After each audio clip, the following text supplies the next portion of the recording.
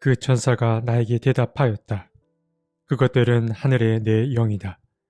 온 세상을 다스리시는 주님을 뵙고서 지금 떠나는 길이다. 검은 말들이 끄는 병거는 북쪽 땅으로 떠나고, 흰 말들이 끄는 병거는 서쪽으로 떠나고, 얼룩 말들이 끄는 병거는 남쪽 땅으로 떠난다. 그 건장한 말들이 나가서 땅을 두루 돌아다니고자 하니 그 천사가 말하였다. 떠나거라. 땅을 두루 돌아다녀라. 병거들은 땅을 두루 돌아다녔다. 천사가 나를 보고 소리를 치면서 말하였다. 북쪽 땅으로 나간 말들이 북쪽 땅에서 내 마음을 시원하게 하였다. 스가랴서 6장 5에서 8절 말씀.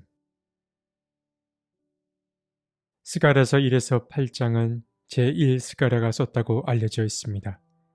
이 제1스가랴는 자신이 본 환상 이야기를 기록해 두었는데 그 환상의 수는 모두 8가지입니다. 이 8가지 환상 가운데의 마지막 환상이 바로 오늘 본문 스가랴서 6장에 기록되어 있고 그 마지막 환상은 바로 말들 혹은 병거와 관련된 것들입니다. 하나님을 뵙고 나오는 이 말들과 관련된 이야기는 첫 번째 환상에서 이미 등장한 바가 있지만 세부 내용들은 조금 다릅니다. 4개의 병거가 2개의 산 사이에서 등장합니다. 2개의 산은 산이지만 곧 놋쇠로 되어 있습니다. 놋쇠로 된 산은 곧 견고함을 뜻합니다. 4개의 병거는 각자 말을 끌고 있었는데 첫째 병거부터 붉은 말, 검은 말, 흰 말, 얼룩 말들을 끌었습니다. 스가랴와 대화를 나누고 있던 천사는 이들 모두는 하나님을 뵙고 오는 길이라고 알려주었습니다. 그리고 이제 이 병거들은 자신들이 맡은 역할을 감당하게 되는데 그 역할은 동서남북으로 흩어져서 땅을 두루 다니며 살펴보는 일이었습니다. 이제 병거들은 자신들이 맡은 역할을 하기 위해 이동합니다. 그런데 병거들이 움직이는 모습을 보며 천사가 스가랴에게 한 말이 참 의미심장합니다. 그는 8절에서 말합니다. 천사가 나를 보고 소리를 치면서 말하였다. 북쪽 땅으로 나간 말들이 북쪽 땅에서 내 마음을 시원하게 하였다. 이 6장 서두의 이야기는 해석이 필요합니다. 먼저 놋쇠 곧 청동으로 이루어진 2개의 산은 곧 하늘문을 가리킵니다. 하나님을 만나는 이들은 놋쇠로 된 이 2 산을 통과하여야만 하나님을 만날 수 있습니다. 그래서 4개의 병거들은 바로 이 문을 통과하여 하나님과 왕래하게 되는데 이들은 하나님을 만나고 나서 어떤 임무 한 가지를 받고 왔습니다.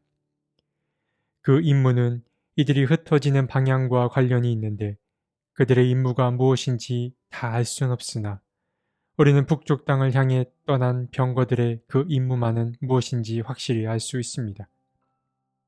스가랴와 대화를 나누는 천사는 이 북쪽 병거들을 보며 마음이 시원해졌다고 말하였는데 북쪽은 곧 바벨론이 있는 곳을 가리킵니다. 사실 예루살렘을 기준으로 바벨론은 동쪽에 자리 잡고 있습니다. 그런데 이 바벨론이 예루살렘에 이르기 위해서는 사막이나 강 때문에 북쪽으로 우회해야만 당도할 수 있었습니다. 그렇기에 천사가 말하는 북쪽은 곧 바벨론이 있는 곳을 가리킵니다. 그런데 천사가 북쪽을 향한 말들이 기쁨을 주었다고 말하였는데 그 이유는 북쪽을 향해 간 병거들이 바벨론과의 관계에서 좋은 소식을 전해주었기 때문입니다. 그 소식은 곧 바벨론의 포로로 잡혀간 유다 사람들이 고향 땅으로 돌아온다라는 것이었습니다. 그러니까 천사의 마음이 시원해진 이유는 사방에 흩어져 있는 하나님의 백성들이 머지않아 고향 땅으로 돌아올 것이기 때문입니다. 바로 여기까지가 6장 서두의 이야기입니다.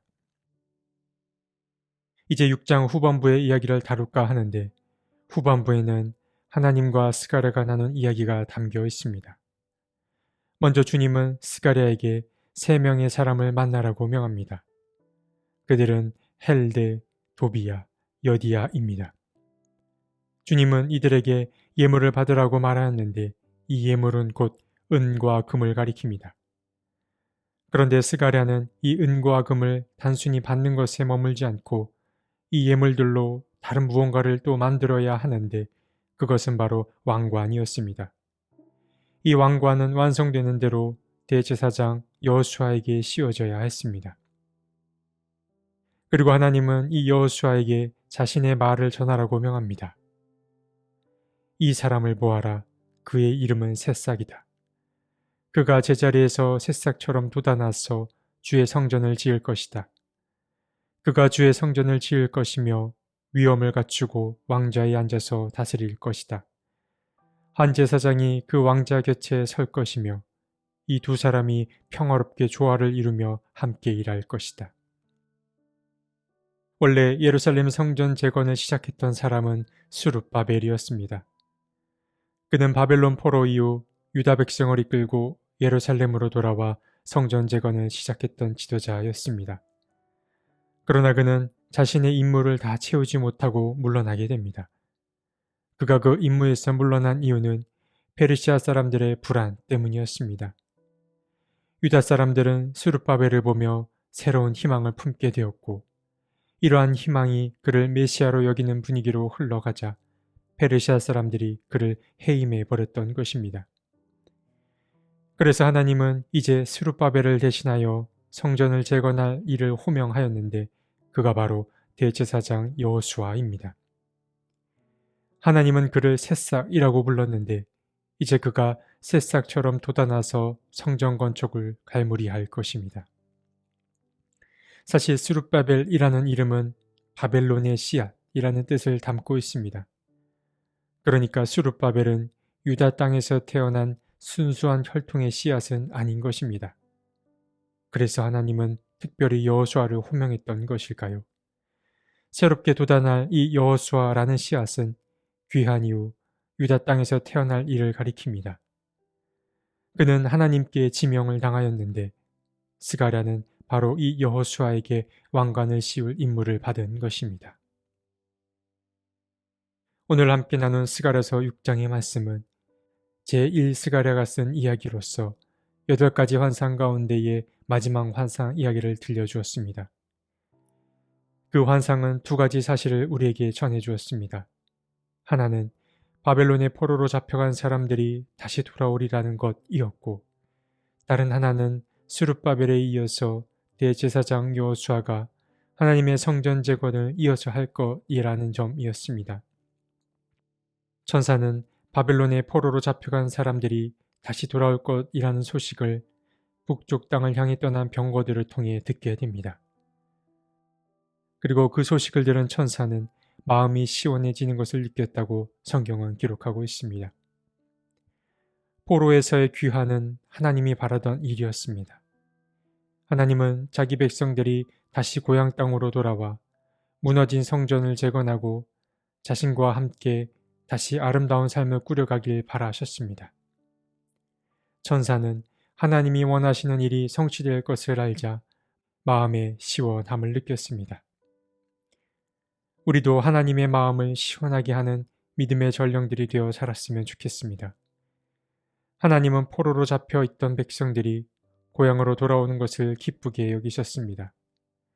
그러니까 하나님이 바라시는 삶은 포로된 삶에서 참 자유인으로의 사는 삶입니다. 하나님께서는 우리가 그렇게 살길 바라십니다.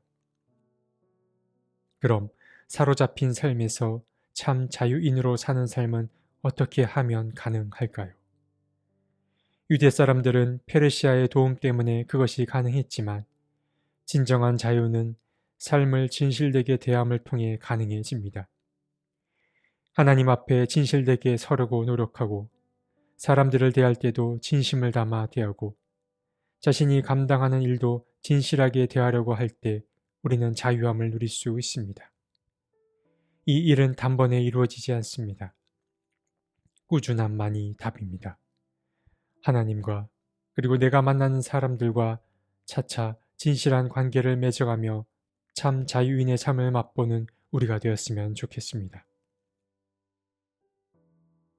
하나님, 우리가 자유인이라고 여기며 살았는데도 포로된 자로 살진 않았는지요. 우리가 하나님과 또 하나님의 사람들과 진실된 관계를 맺어감으로 참 자유인의 삶으로 나아가게 해 주십시오. 아멘.